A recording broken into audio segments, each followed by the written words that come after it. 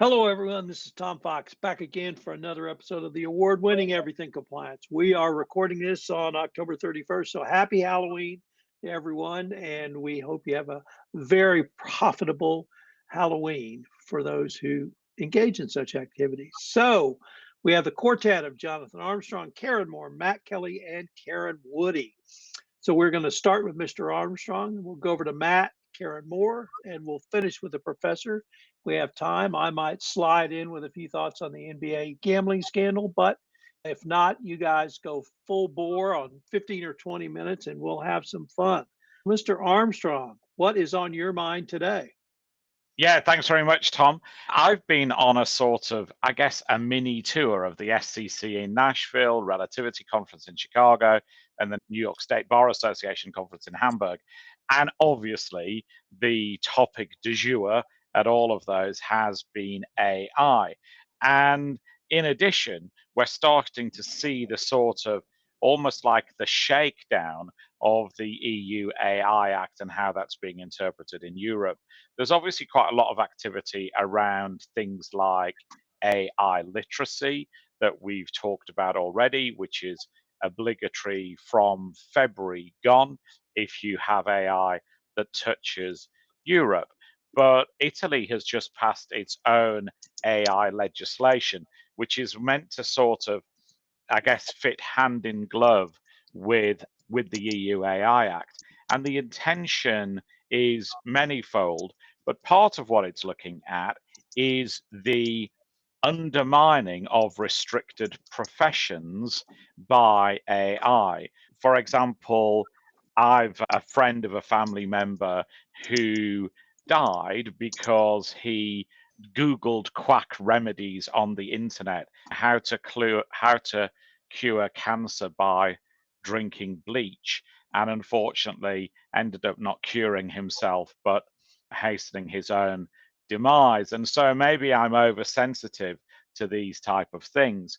But Italy are getting very worried about this, about people self-diagnosing with unregulated AI applications, about the impact of AI on the judicial process and the judiciary. So the Act is trying in part to address that.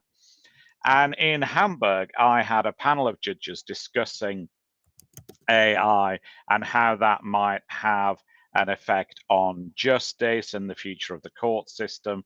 Of course, a lot of people think that AI can take cost out of the court system. They are wrong. It will not, at least in the short term. And the reason for that is the same as people downloading quack remedies. People download quack solutions to legal problems off the internet, turn up in court, often as litigants in person. They require a lot of judicial time for judges to tell them that they're wrong, and then they still don't listen because they've read it on the internet. We've had a case, for example, of a qualified lawyer who produces a hallucinated case.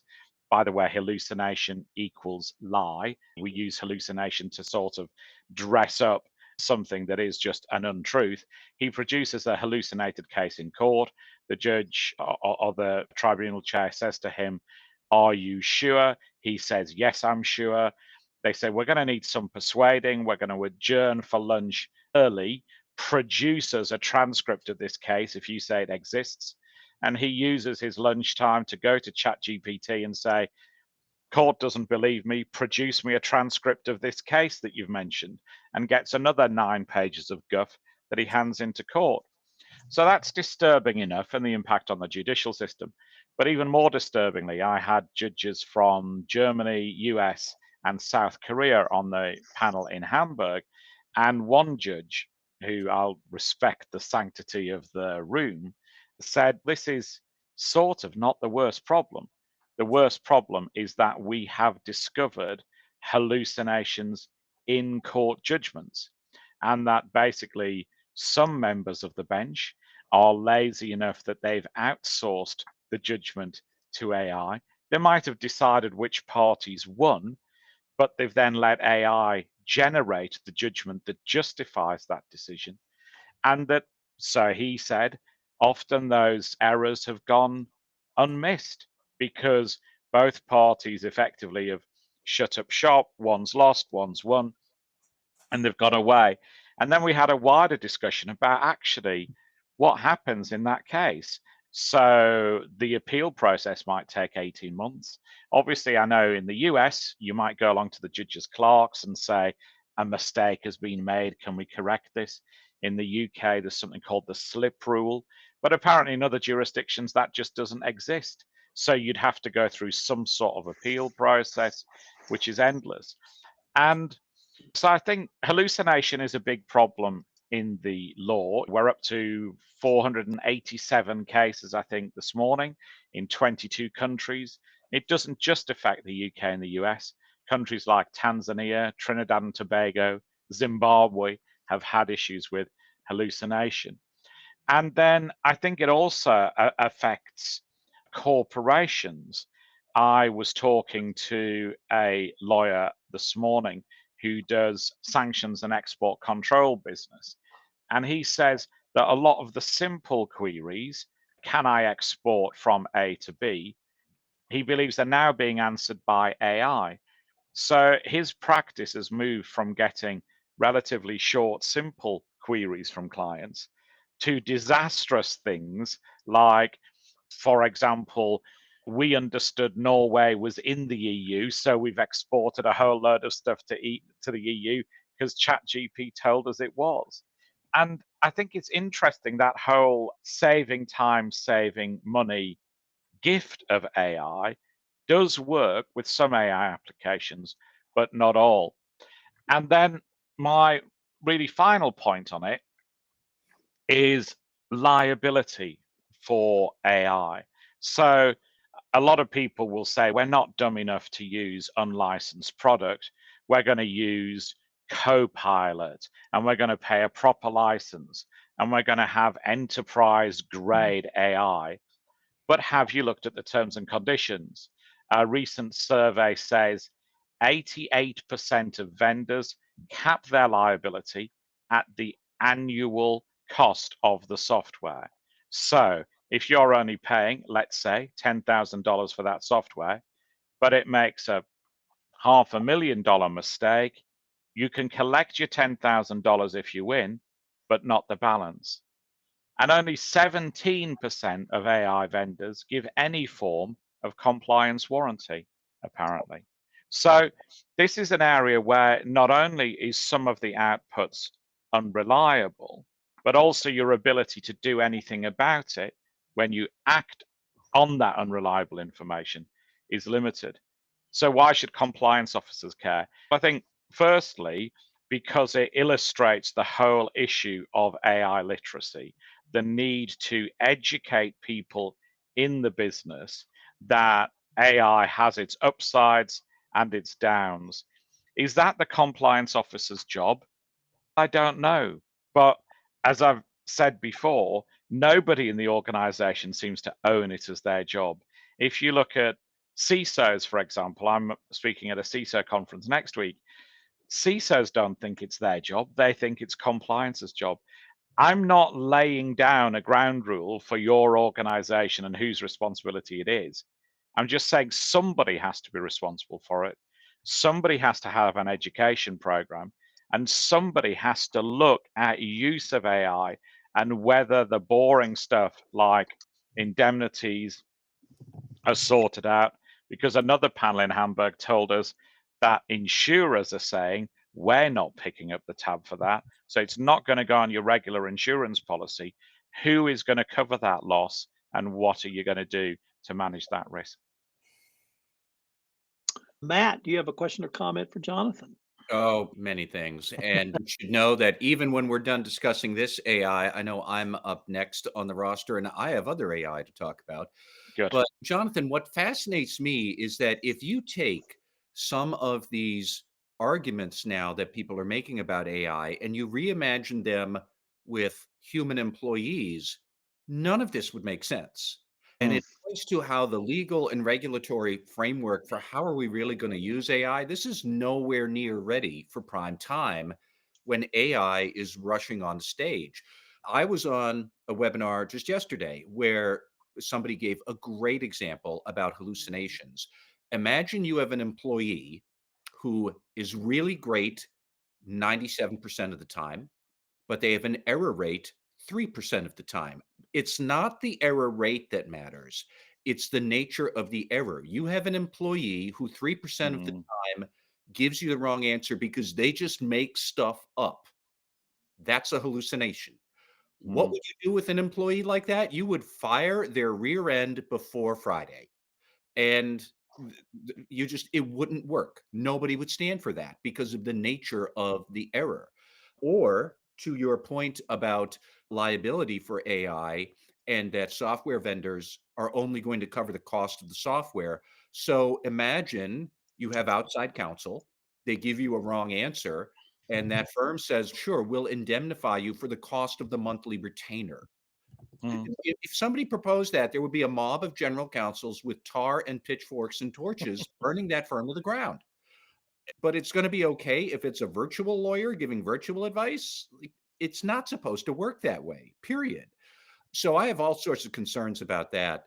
The only other thing, I do actually have a question getting back to when Italy unveiled its AI framework. I guess I was a bit curious about, like, why did Italy do that when in theory the AI Act applies across all European nations? You didn't need to do that, Italy, although they felt the need to do it. And listeners should beware that we're starting to see this elsewhere around the world. Just this month, Australia has rolled out a framework for AI adoption. Singapore has rolled out a framework for AI adoption. Neither one of them are, I think, as mandatory and restrictive as the EU AI Act, but clearly we're getting there. And US Mm. states are going to do the same too. But I don't know, like, why did Italy decide to do this when my reading of the EU AI Act was they didn't have to, or maybe even Yeah, they shouldn't have? I think it's a really good question. And I think to use a Halloween appropriate analogy, basically under EU law, we have either a directive or a regulation. And a directive is meant to be like a skeleton, and a regulation is meant to be a fully formed ghoul, if you like. And and the regulation is meant to be of general effect across Europe, and the directive is going to be different because you've only set out the bones and not the flesh. The difficulty we've got is the EU AI Act is it's meant to be a regulation, but it isn't fully formed. So nation states are going to look at it like a skeleton, like a directive, and add their own stuff on top, which is, I think, what's really happened here with Italy. And they've added in some of the stuff that people couldn't get consensus on, like copyright as well, is one of the other areas where they've sought to legislate. And then the other thing to think about is that Italy has a track record of AI enforcement already.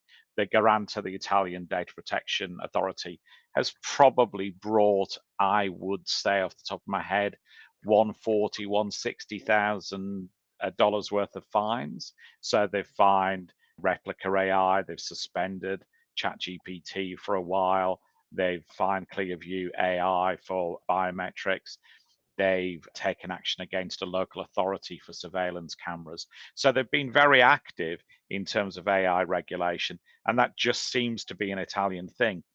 Probably it's, if you psychoanalyzed the Italian population, it probably all goes back to Mussolini and that fear of Big Brother spying on them, which was obviously very warranted in the Mussolini era and is still in the national psyche. And the danger we get, of course, is whenever we've got a skeleton, not a fully formed body, that people add different fleshly supplements to it. So, from a US corporate point of view, that's always a challenge. That's like data protection law pre GDPR, when you've got micro changes in different jurisdictions. So, if you roll out a product in 15 different countries in the EU, you've got to do 15 different regulatory analyses. Whilst I can see why Italy's done that, I don't think it's good news for consistency, and I think it will create issues. I do believe the monster we're groping for then is a Frankenstein as we're grafting new pieces on. But Yeah, take the point. that'll do. Karen, do you have a question? Karen Moore, do you have a question or a comment? I do. I have a comment. I was just reflecting. I was born on the cusp between Libra and Aries. I studied in the Soviet Union and then worked in the Russian Federation. I studied law at a time where you had to go to the law library to look up and shepherdize cases, but I worked as a clerk for a judge when Lexis was online, and so you could do some of that online. And now I'm thinking about the comments you made about the court system, Jonathan, and I'm wondering if you can draft a motion using AI, and then the motions or the pleadings are analyzed by AI and the judgment is written by AI, is all the AI just reconfirming each other and you end up with this incredible outcome that looks like it's all consistent and yet it isn't? Part of my job as a clerk for the judge was looking up every single case that was cited and making recommendations as to whether it really supported or didn't support strongly enough the assertions being made by either side. And where's that going? Yeah, I think some of the hallucination problems have been a little bit like that, because some of the early judgment in hallucination cases have said, I was brought the case of X, which doesn't exist. And the judge has put that in her judgment. What has then happened is AI has crawled that judgment, seen the reference to the case that doesn't exist, but not the words that said this case doesn't exist. And so when you've asked this application to confirm that this case exists, it said, yes, it does exist. It was referred to in the judgment of this court. So a number of courts, I believe it's best practice now in the UK and in Australia, that the judges have been discouraged from referring to the case that didn't exist by name, because that seems to be propagating the problem each time. Is that whole issue of almost Gen AI eating its own dog food. It's sort of getting affirmation from things that are denial. Some of the cases are slightly laughable. One of the cases, the advocate produced this list of cases and said, and it's judgment in such and such a case. And the judge says, I don't think that happened in this case. And the advocate says to the judge, are you sure? And she says, well, I should be, because I was the judge in that case and I didn't say it. Yeah, and it's slightly laughable. But when we're relying on happenstance to catch bad things happening, then I think there's a problem. I realize that it should be easy to verify cases using things like LexisNexis tools.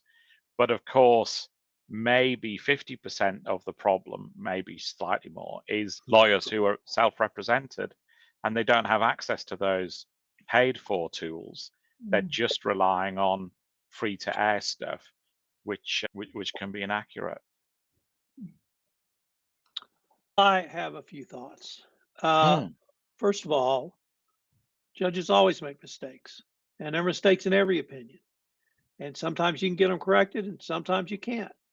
And at least in the great state of Texas, there's a pretty robust way to do that, and that's called motion for rehearing.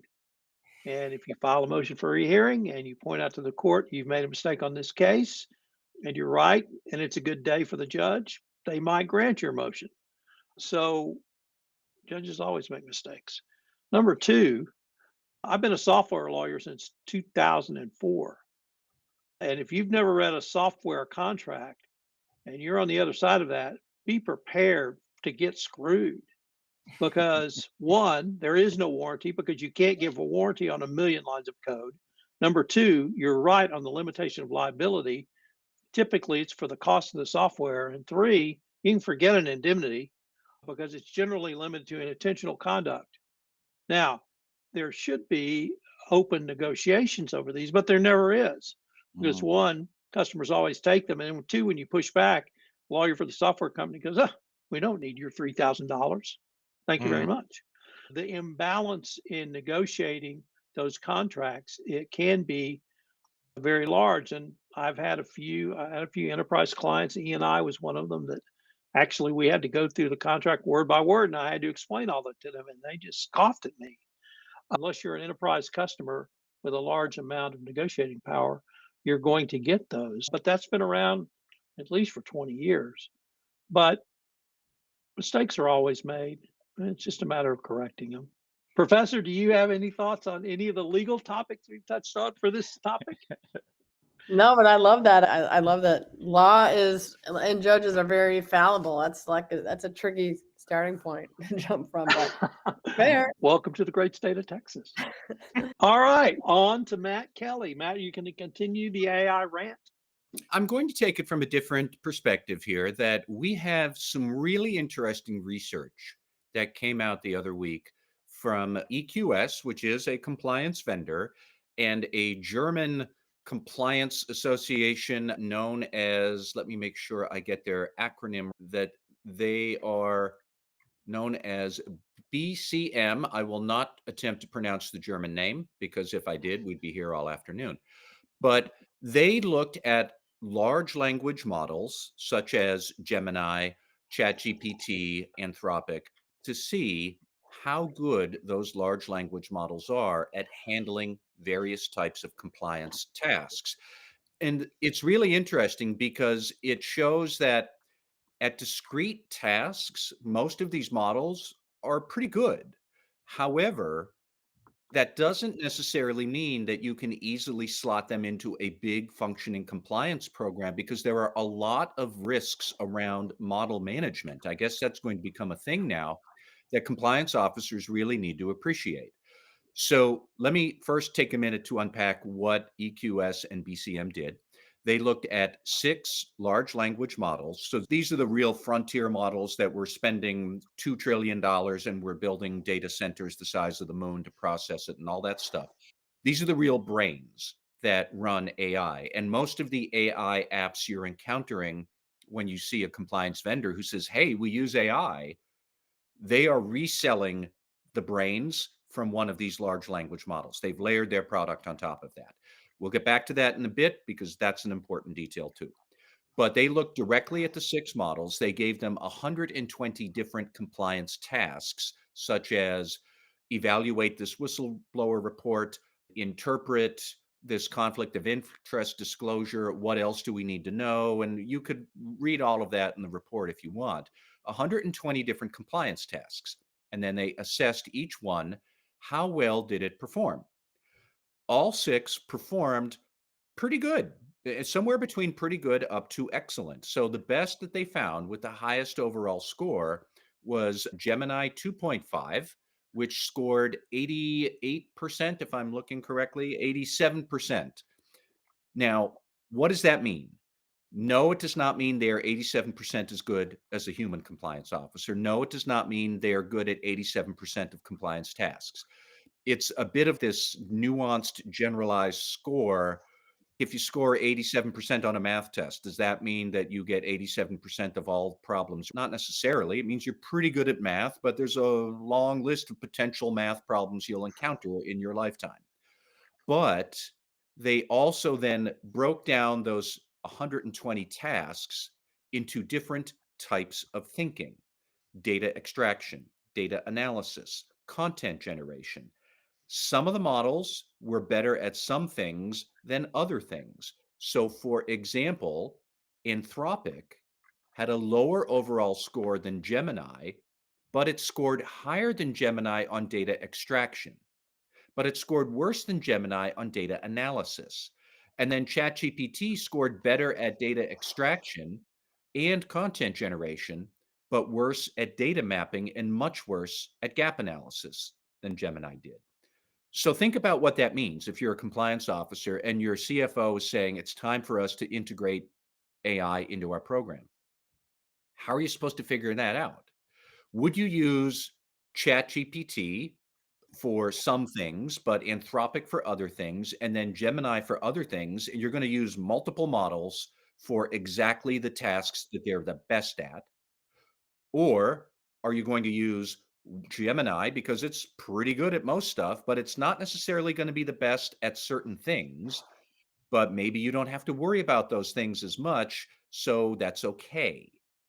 Or let's go back to what I said before. You want to use multiple models so you always have the best model doing the exact thing that you need, and it's all these models doing great stuff.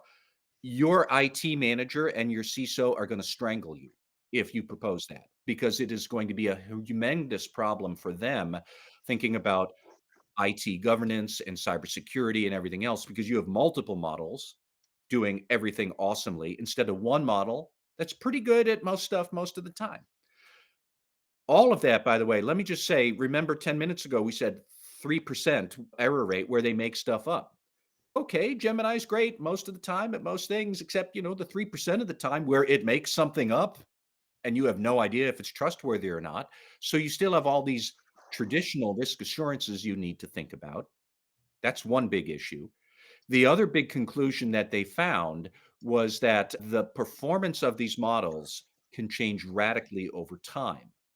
So you've made a big bet on one model right now, and now 18 months from now, they come out with ChatGPT 6 or something like that.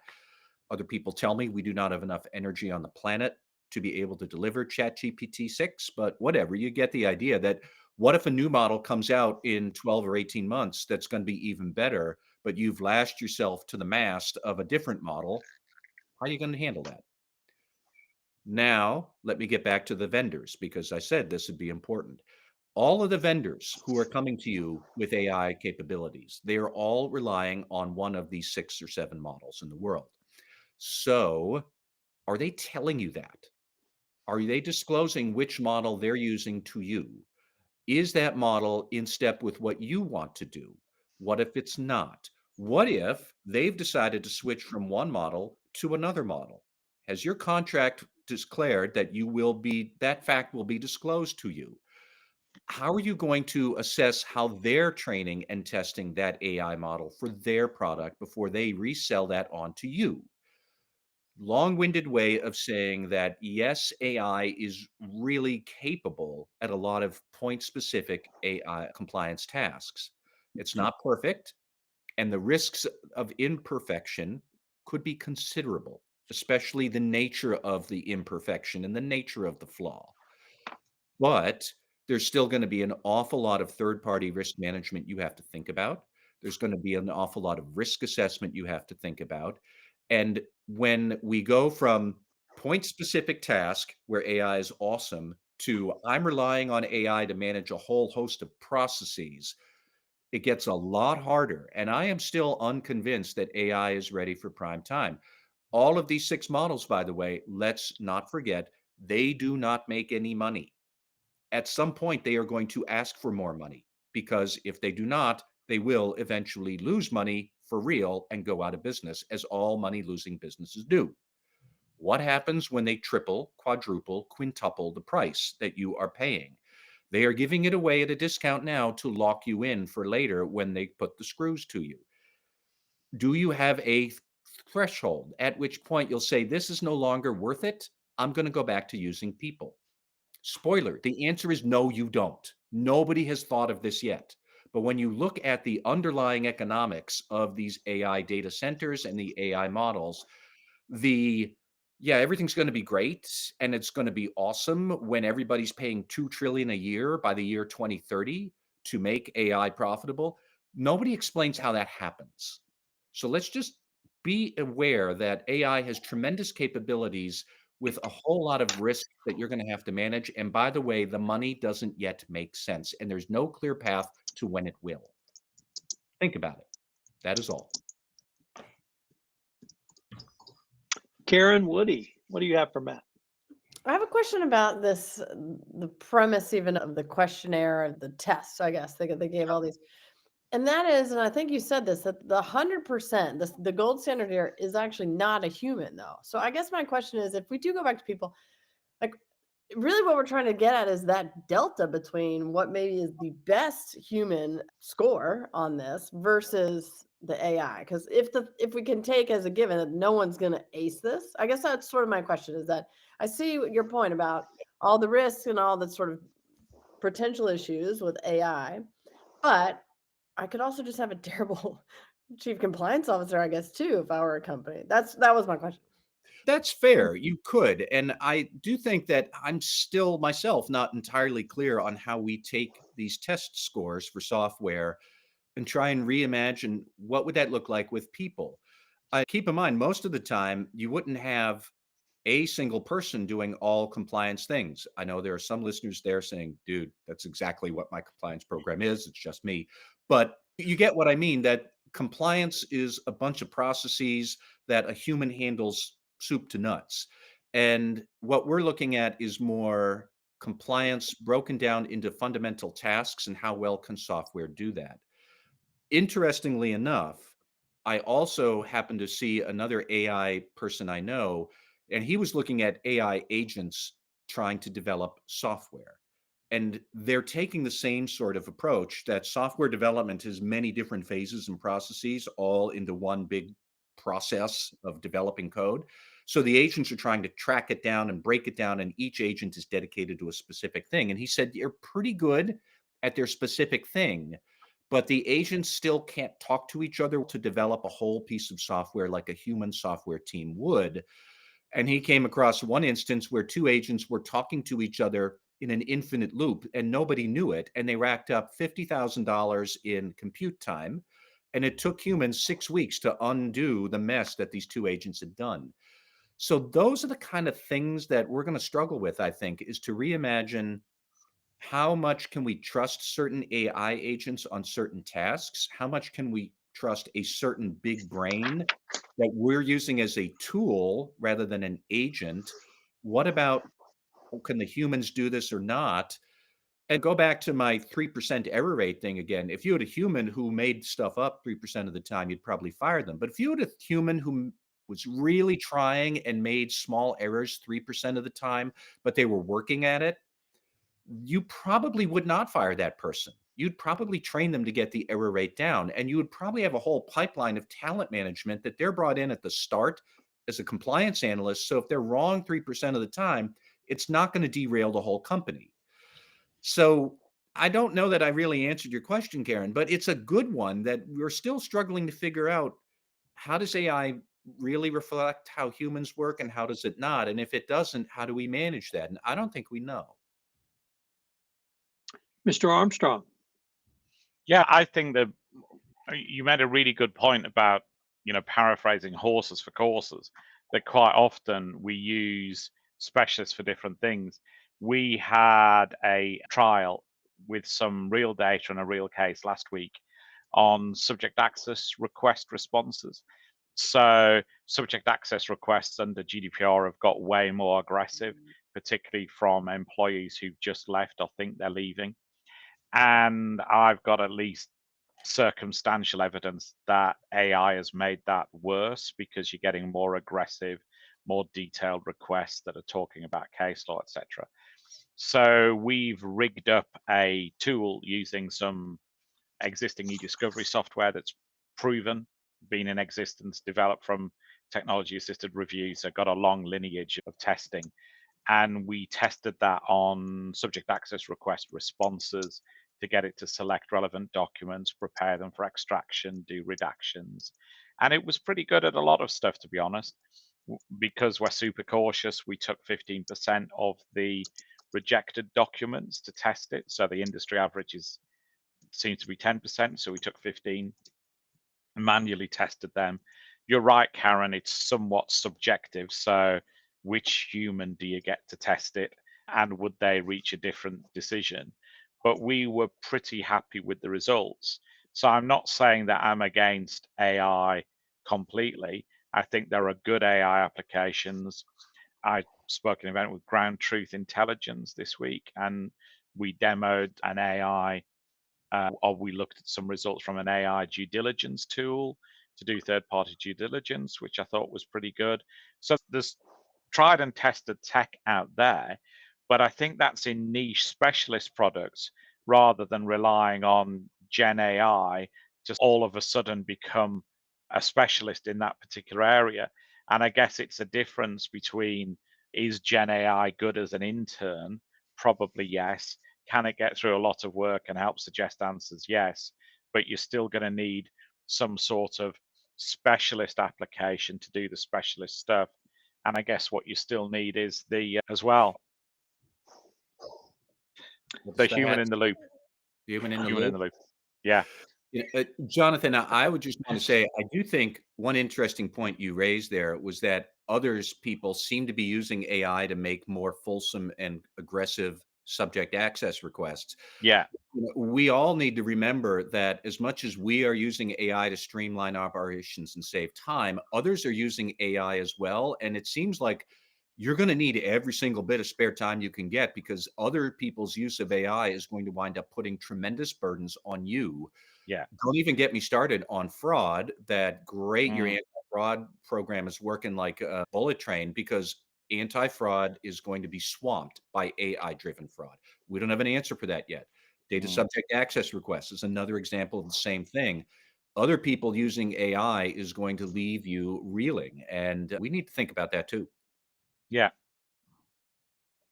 Karen Moore, question or comment? Yeah, it's just building on what both of you were just talking about. I think for compliance programs, I've been talking to quite a few compliance officers about how they can start bringing it in. And the answer really is slowly. Dip your toe in the water and try and find some low level tasks that you can assign where 97% positive outcome is unbelievably fantastic, or where you can at least live with the 3%. And I've used conflicts of interest as a testing ground for a couple of companies where it's essentially a glorified decision tree. But the issue is, and I think both of you raised it, is that it also creates work, because you have to keep going back and refining the instructions that you give. You have to go back to the output and at least sample and test and audit some of the outcomes to make sure that they're still on track. You have to make sure that it's kind of kicking out the more complex ones so that you can deal with those maybe more manually. You have to then also be ready to have people contest the outcome. My conflict wasn't approved, and I think it should have been. So all of that also creates work at the same time that it's maybe kicking out some of the low level work, or I think more importantly for compliance metrics, it's speeding up outcomes in a way that's really positive. But once you start asking the AI to do things like, can you detect patterns in the organization based on the data that we have that give rise to potential undisclosed conflicts, that you really start creating both the problems that both of you have identified and the amount of work that you need to anticipate, that somebody's now going to have to take all these identified potential conflicts and investigate them, things you might not have known about. So it becomes this kind of loop of AI isn't going to solve your staffing problems. And Matt, the point that you made, which I noted down because I think it's a little bit alarming, it may not just not solve, but actually exacerbate some of your budget problems as well. So knock-on effects. So I say toe in the water. Start with a kind of 4-function calculator approach. Well, Karen, you want to continue as we transition over to you and some news on sustainability from the EU? Yeah, absolutely. And I think, again, we're recording this on Halloween, and I feel like I'm in the twilight zone a little bit because I've talked so much about the EU sustainability framework. It's kind of like it's happening. No, it's not happening. I guess it's not going to get approved. Oh, it's just been approved unexpectedly. Now it's been delayed. Yeah, we have a little bit of news. I think that continues a little bit that twilight zone, but we're getting there. Just a reminder, we're talking primarily about 2 main pieces of legislation: the Corporate Sustainability Reporting Directive, or CSRD, and the Corporate Sustainability Due Diligence Directive, or the CSDDD. And Jonathan has already very beautifully laid out a reminder that there's a difference in the EU between directive and regulation. The directives, even once they enter into force, still need to be transposed into national legislation, unlike the regulations. And so we're seeing pretty good transposition rates on the CSRD. So now we have, I think, about 20 member state national pieces of legislation that are designed to implement CSRD. A few that haven't. I jotted it down somewhere, and I will give a shout out at one point to some. There's a really good online tool that will let you look country by country. It gives you how many companies are affected, links to the actual national legislation, and a little bit of an overview as well. I found that really helpful. So we have that. It's in force. It was meant to really start operating, but it's been subject to a lot of challenges. CSDDD was intended to come in a little bit after that. So we've got CSRD enter into force 6th of July with kind of stepped in enforcement, whereas CSDDD entry into force with the transposition deadline at the end of July 2026. So then Just to kind of jump into the middle of the story, we've got a big meeting of the EU member states in Budapest, and they're like, hey, we're not really sure that we're doing ourselves a favor in terms of EU corporate competitiveness in the world market. We need to take a look at some of our regulations and make sure that they're not really becoming overly burdensome. And as a result of that, the EU Commission in February this year put together an omnibus proposal, which is designed to promote European business and a desire to simplify and harmonize the whole sustainability framework and the requirements. And so it proposes amendments to CSRD and CSDDD. Now, I am absolutely and a big fan of simplification and harmonization. I think companies don't often enough, in corporate compliance programs, don't often enough take a look at complex business processes and see how they can be reconciled and simplified. I am just going to pause and take a check because all of you are frozen. Oh, no, not now. So I'm coming through okay in my little web of stories. Okay. So the EU Commission puts together this omnibus proposal in February, and then we get kind of the complex EU system. You get the Council, which puts together its proposal on how CSRD and CSDDD might be simplified. And then you get the Parliament, which puts together its proposal, and then you try and see if they can all come together into these amendments.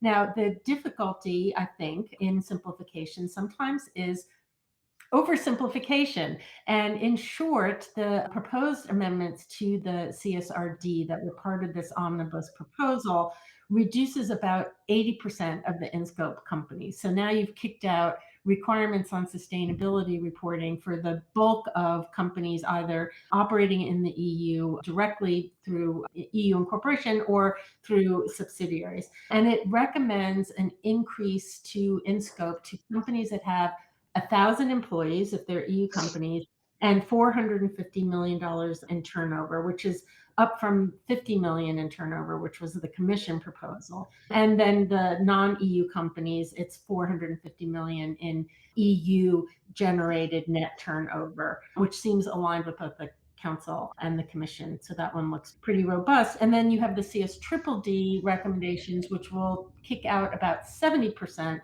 of the currently in scope companies, upping the threshold. And remember, the CSDDD is really the due diligence. It's where so much of the work has to be done. So it ups the threshold of employees to 5,000 employees, okay, but $1.5 billion in turnover. So now we've got a relatively small number of companies that are in scope. It limits the in-depth assessment. It provides things much more at the control of the companies themselves. They have to voluntarily choose to produce sustainability reports if they're smaller companies within the supply chain. There's less frequent monitoring, narrows the definition of stakeholders to those directly affected. It limits now, instead of all the way down through the supply chain, what I was calling the blueberry muffin conundrum, where a company that is in scope might have to go so far down their supply chain that they need to know where the blueberries for the blueberry muffins purchased from a bakery were picked. But it solves that by kind of backing way back and saying, okay, just your direct supply chain, your immediate things. And I think most importantly, and probably most of interest to promoting sustainability, promoting competitiveness, not sustainability. It completely removes a harmonized system of penalties and leaves it up to each member state to say what it might implement for penalties. It also, the omnibus proposal kind of pushes out implementation, transposition, and everything by several years. So we've got also a huge delay in which almost anything can happen. Now, the interesting thing is that Parliament met and put together a proposal through its Legal Affairs Committee earlier this month. And then, and here is the cliffhanger news of the day, met on the 22nd of October and very narrowly defeated the Parliament proposal, right? So we have the Commission omnibus proposal, we have the Council proposal, now we have Parliament, which had a proposal and actually rejected the proposal put forward to it by its own Legal Affairs Committee. Now, it was a very narrow defeat. It was 309 in favor, 318 against, and 34 abstaining. So now it's got to go back to Parliament for their plenary session. They're probably relatively close, especially interestingly in the last few weeks because of this parliamentary meeting and vote. We have the National Association of Manufacturers in the US saying that this proposal, this whole structure undermines US sovereignty. The CEO of ExxonMobil saying that it's a bone-crushing burden. US and Qatar, interestingly, submitted a joint letter from the Ministry of State for Energy Affairs and our own US Secretary for Energy, Chris Wright, saying that this whole framework needs to be abolished or rethought. We have 46 European companies who signed a letter to French President Macron and German Chancellor Merz saying that the whole CSDDD should be repealed in its entirety, although some of the French companies are now backing out, saying we didn't really mean for that to be quite so strong as it was. So in the wake of all that, the kind of review and rejection by Parliament is operating in this very intense political environment. So I won't be surprised to see the plenary session of Parliament in November pretty much approving most, if not all, of the changes. It then, in the way of all things EU, goes into trilogue negotiations. That's where the Commission gets to play referee between the Council and Parliament to try and reconcile some of the differences. But I would expect that some of these really big effect ones, not some of the smaller details, but the big effect ones like raising the number of employees and the value of turnover, kicking out a lot of companies that this might apply to, is going to be retained in some form or another. Doesn't mean that companies shouldn't still be kind of taking a look, getting ready. Certainly, if you are operating in the EU, you're already thinking about in scope, not in scope. But if you're in the supply chain, even if you're not actively in the EU and you're in the supply chain to EU companies, you're going to want to take a look, especially if that blueberry conundrum somehow survives the proposal to limit it to direct suppliers. That's where we are. Cliffhanger. All right. Karen Woody, we had a very interesting Caremark case. We've had Caremark ebb and flow over the past few years, and it had perhaps ebbed a little bit, but now we have a case that perhaps expands it, or is this just another example of bad facts make bad law? We shall see it. Here we are again, talking Caremark. And I have to say, I just taught this to my law students a few weeks ago and was on record saying, I don't think we'll see any of these again right before this case. Mostly because where we landed or where we ended up was Caremark claims being successful against Boeing. And then we also had the McDonald's case with sexual harassment. All that has been discussed actually on this podcast before. But these were egregious people, planes falling out of the sky situations. All of these seem to be very fact specific and also kind of in hindsight. These are terrible. Think about even the origin story of this is Bluebell ice cream is killing people and it was their only product. So you had these, I would have thought, sort of one-off, particular circumstance type situations. But we had another one come out in this about a month ago from the Delaware Chancery Court. And this one deals with Regions Bank, which is obviously a bank. It's headquartered in Alabama, but a Delaware corporation.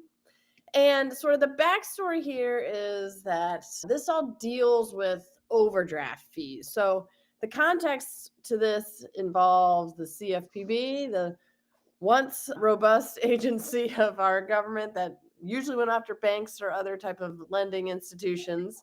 And beginning as far back as 2010, the CFPB really heralded this idea that it was going to ramp up investigations into banks over a number of things, but particularly overdraft practices. And so you saw a slew of settlements from big banks in the 2011, I think was Bank of America, then JP Morgan a year later, Wells Fargo sometime around that time. But that was one of sort of the major projects and certainly one of the things the CFPB was very proud of, how much work it had done on this particular issue. Fast forward to around 2019, the CFPB enters into a consent order that year with USAA, Federal Savings Bank, And so I just marked that time because in 2019, this is another one of these overdraft fees. That prompts Regions Bank to start looking into their own practices. So all this is happening 2018, 2019. The Regions Bank Board stands up a working group to review their overdraft practices, and this is flowing to the risk and even the audit committee. So there are some procedures maybe to look at what's going on with these particular policies that could create some liability risk for them.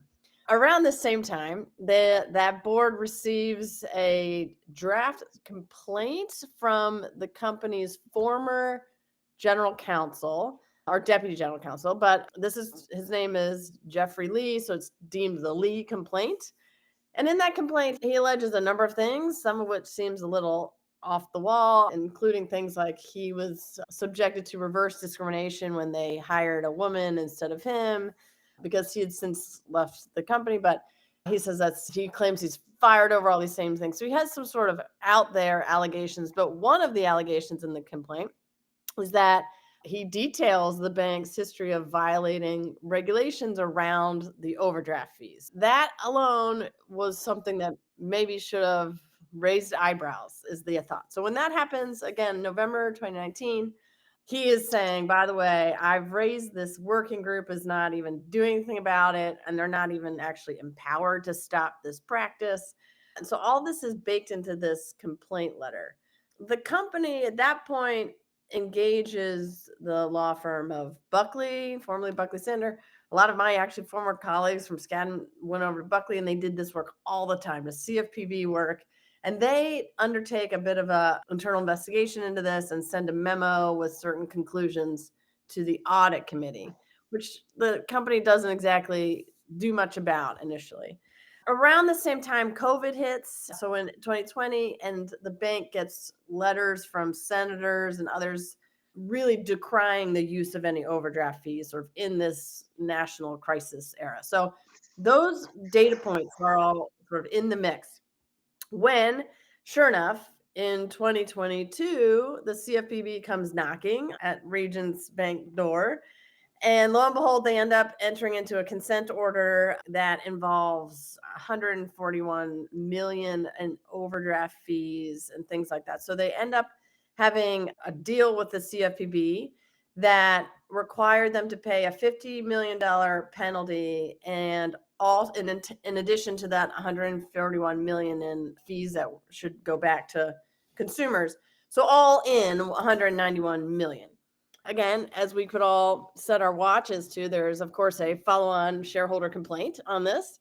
And so a shareholder brings this complaint alleging that this was clear a Caremark violation, that the board was too slow in reacting to the red flags, and the red flags being obviously the general counsel's complaint or sort of whistleblower complaint, the senator's letters, and also doing more with the previous USAA bank that was happening at the same time. That all this is happening, the board should have been more aware of what was going on. I will say, without having to get too in the weeds about the process here, but this was first a derivative complaint. So she's bringing this, the shareholders bring this on behalf of the company, like alleging a corporate injury. And what is required in Delaware is to allege that you first bring that to the board. So you make a demand on the board to bring a lawsuit on behalf of the company. This never actually happens. And so, of course, one of the first fights is to say, I didn't ask the board to look at this because that would be futile. So the argument is really a demand futility argument, meaning the company was injured. The board is supposed to handle that. But there's no reason to ask the board to handle that because they all have their hand in the pot. They all have skin in this game. And so there's no reason to ask them to do something. So what is before the Delaware Chancery Court is demand futile. Can the complaint go forward because there's no reason to have the board review this? And amazingly, the Chancery Court says yes. They win the demand futility case, allowing this case in theory to go forward, at least as it is against the directors who were on the board at the time of these red flags. And I guess I should also clarify, lest we forget, Caremark liability means these directors are personally liable, meaning $190 million needs to be found among these defendant directors. The takeaway here is this is another sort of high watermark in Caremark being allowed to move forward. The plaintiffs tried to bring Caremark 1 and 2 prong theory here, meaning Caremark 1 prong is you didn't have any system to review this, and Caremark 2 is, okay, you had a system to review certain things, but you ignored the red flags. The court quickly dismisses the prong 1 and says, of course, they had some system. They had the board reviewing this, even set up this working group. So that one gets tossed fairly quickly. But they did spend some time saying, is there enough here under Caremark to suggest that there are significant red flags and that the board denied them or ignored them? And they said, yeah, I think, again, for those red flags theory, you have to be able to sufficiently connect the corporate trauma, which they're defining as the CFPB outcome, the agreement with the CFPB. Is that sufficiently related to the red flags being brought to the board and then the board's inaction in the face of those red flags? If that is all shown, that basically can prove, or at least is enough of an inference of bad faith, which is what is required to win a Caremark claim, or at least to get your case into court. So again, as I said, the sort of 3 types of red flags the plaintiff alleges is the senator's letters, the other bank's consent order, and then the general counsel's complaint. The court says the senator's letters, not enough. They sent that to every bank. That's not enough to suggest there's red flags at Regions Bank. They sort of say the same about the other bank's complaint, like, we know this was the type of thing the CFPB was going after. That in itself doesn't rise to the level of suggesting there are problems at Regions Bank. But they do allow this red flag from the whistleblower complaint to constitute enough for Caremark review, which is interesting because we've seen a few whistleblower complaints not rising to the level of suggesting it is a red flag under Caremark. But so what is different here? The fact that it is coming from the former general counsel, I think the court really makes clear the context of this particular whistleblower complaint is significant. And then the court really looked at what then did the board do in the face of that. One, they delayed a decent amount before they did anything about changing their overdraft policy. Amazingly, the court said the use of or the hiring of a law firm to look into this didn't cleanse that delay. They said, yeah, that's great. There's not even enough evidence that you put into effect any of the suggestions of the law firm.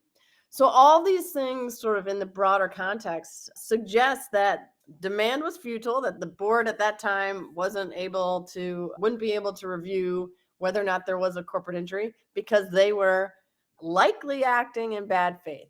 I will say, again, just the process here does make clear that it's not to say that the defendants wouldn't win this in court. So this isn't exactly a decision on the merits of actual proof of bad faith, but it is all that really matters in that if you have cleared the motion to dismiss stage, we likely are going to get very quickly into settlement discussions. And that is really the whole ball game for Caremark. And so the idea that this whistleblower complaint and the delay on any action of the board is enough to clear the Caremark hurdle, suggesting that is enough for bad faith, is a little bit of a shift, given that Caremark is always hard to prove. And so this one, I think, was a very close call. And unlike some of these other Caremark cases we've seen, wasn't sort of this unbelievably egregious set of facts. So it's for that reason, I think it's a very important new data point for this area of the law. I'll stop there. Karen Moore, do you have a question or comment for Karen Woody? Yeah, just a quick question. It's always good to see kind of new light on Caremark cases, so we're not talking about the same ones, but I agree this one's a little harder one to talk about than airplanes and ice cream, a little harder to track. But my question for you is, we always talk about Caremark claims within the Delaware Chancery context. Have you seen other courts in similar kinds of standard setting decisions? And I'm thinking about this particularly in this kind of shift over to Nevada and the great state of Texas in terms of incorporation, whether we're going to stop seeing these kinds of derivative suits or we're going to see different kinds of outcomes. I'm just wondering if that's something you'd It's a great question. Caremark in theory should be really hard to bring even in Delaware. And I will note that even this type of thing is problematic because for however the common law around Caremark has gotten us to this place, particularly in the Stone v. Ritter case, Caremark claims are situated under the duty of loyalty, which makes them non-exculpable in Delaware. It looks more almost like a conflict of interest type of thing, like you've breached your duty to the firm by not engaging in oversight. And so I've heard that maybe all fiduciary duties might be exculpable in these other states. I don't know if that's actually on the books. An expert on Nevada or Texas could probably tell me that.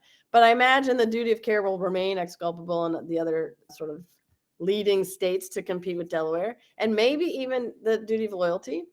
Or another alternative maybe on some of this is that the D&O policies might be broader in some way. I don't know if D&O policies will shift by state or not, but that's one of the major risks here too, is that if you find a breach of the duty of loyalty, that might kick you out of potential protection from your insurance policy as well. It Yeah, it should. I guess the question is how director friendly or is Texas and Nevada going to be in that they wouldn't even allow one of these claims to move forward? And I don't know the answer if we've totally landed on that. Maybe someone could tell me if I'm wrong, but Well, in Texas, the law is too new and the business court is too new to have had any cases, but I'm aware of several federal court cases which have interpreted Caremark, one in San Francisco, one involving CVS, where the federal trial court upheld a $290 million verdict, Caremark verdict. So we have had federal courts interpreting Caremark. All right, ladies and gentlemen, we're on to our fan favorites of shout outs and rants. We're going to shake it up a little bit. We'll have Matt Kelly, Karen Moore, Karen Woody, and batting cleanup today in honor of the World Series, Jonathan Armstrong. Mr. Kelly, what do you got? While I could rant about any number of things, particularly what is going on with Washington, D.C. and the regulatory state, I'm going to put all of that aside and just give a shout out to a good friend of the compliance profession, Adam Turteltaub, who is stepping down from his role at the Society of Corporate Compliance and Ethics and Healthcare Compliance Association, where he has been really the number 2 person there as their chief strategy officer, I think since 2020. But functionally, Adam has been indispensable to the SCCE and HCCA since he joined in 2008, I guess. He's been there for 17 years, really helped both organizations build up their conferences, build up their learning academies. He launched the Compliance Perspectives podcast, which I listen to often because it is a nice, short little nugget. And Adam has just been a great guy for compliance officers everywhere. He also gave me free press passes and, more importantly, free drink tickets to the annual conference. So I think we all owe him a debt of gratitude. I'm not sure what Adam is going to do next, but a good person in compliance, a loyal supporter of the compliance profession. Thank you for all of the hard work that Adam Turteltaub has done. Even though he is an LA Dodgers fan, he's still a good person. Karen Moore. Okay, 2 things. I said I was going to shout out this website. It's called Accountancy Europe. They're doing a really great CSRD tracker for transposition, really easy to use and informative. But the real shout out that I want to give is to mothers everywhere. I was just up at my mother's house in New York to a constant refrain of, what can I do for you? There's nothing I can do for you. I want to feel like a mother.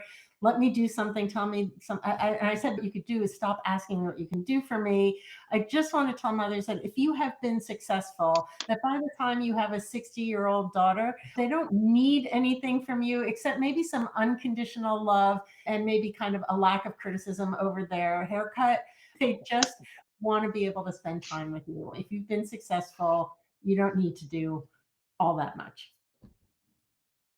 Karen Woody, top that one. I know that is hard to top.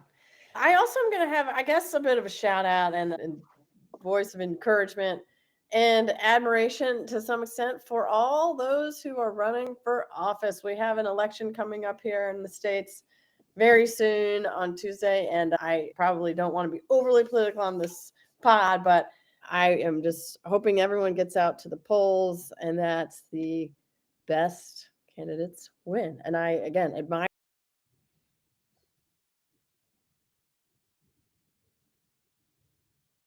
at all these days. So to everyone involved, bravo. Mr. Armstrong.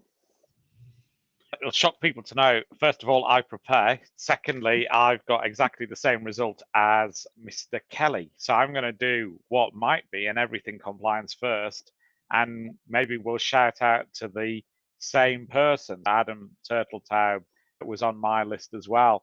And he's probably going to hate the fact that we're shouting out to him, because I think he's a modest guy, but he has definitely impacted the compliance profession. I think he's certainly welcomed me into SCCE.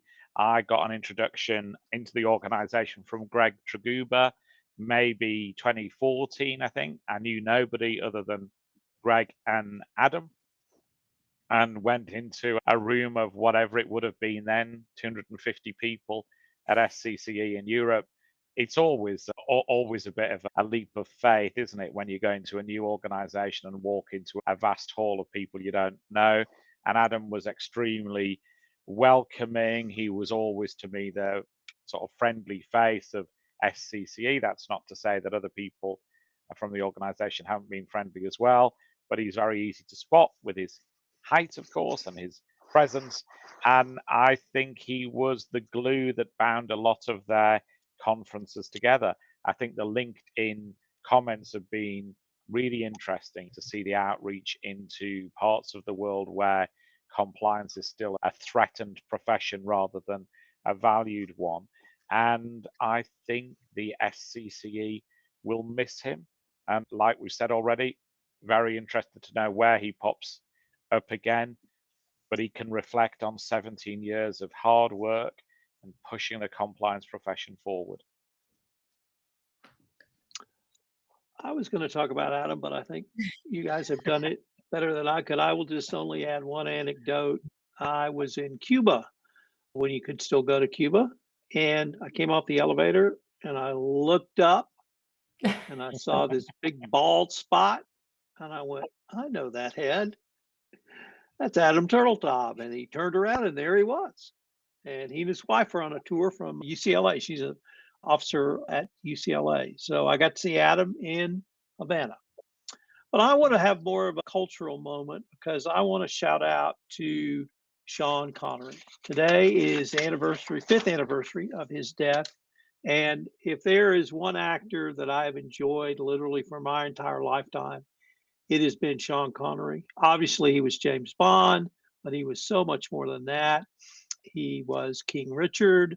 He has been Indiana Jones' father. He has been in just innumerable movies. And I just thought it was a great way to honor really one of the great action actors of the last 60 years, all the way back to, oh, I can't even remember all the way back. But so I'm going to shout out to Sean Connery and honor him and honor all of those great British actors that we're lucky enough to have. Ladies and gentlemen, this has been a great episode. I wanted to thank everyone for bringing their A game and can't wait to see what we can come up with next time. Thank you very much, Tom. Thank you.